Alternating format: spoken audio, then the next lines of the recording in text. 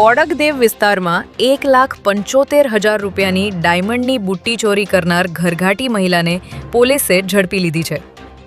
બોડકદેવ વિસ્તારમાં આવેલા જ્યુપિટર ટાવરમાં રહેતી વિનિશા દેવજાનીએ મહિલાને ઘરકામ કરવા માટે રાખી હતી.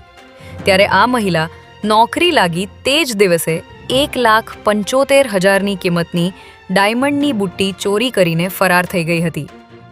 ત્યારે વસ્ત્રાપુર પોલીસે અલગ અલગ ટીમો બનાવી વેજલપુરમાંથી આરોપી નર્મદા ડામોરની ધરપકડ કરી હતી. મોત શોખ કરવા માટે આ મહિલાએ ચોરી કરી હોવાનું પોલીસ તપાસમાં સામે આવ્યું છે. આગામી સ્થાનિક સ્વરાજ્યની ચૂંટણીને ધ્યાનમાં રાખીને અમદાવાદમાં કાયદો અને પોલીસ સતત એલર્ટ મોડ પર છે. ત્યારે અમદાવાદ ક્રાઇમ બ્રાન્ચની ટીમે ઘીકાંટામાં નવતાડ પોળની સામે દરોડો પાડી એમડી ડ્રગ્સનો જથ્થો ઝડપી પાડ્યો છે.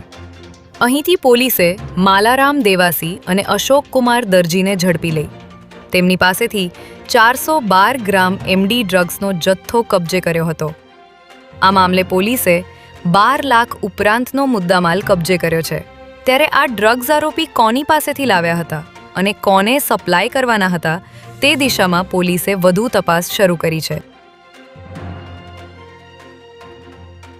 સરખેજ પોલીસ અને એલસીબીની ટીમે વણઝર ગામ પાસે સાબરમતી નદીના અવાવરુ પટમાં થયેલી યુવકની ઘાતકી હત્યાનો ગણતરીના સમયમાં ભેદ ઉકેલી નાખ્યો છે.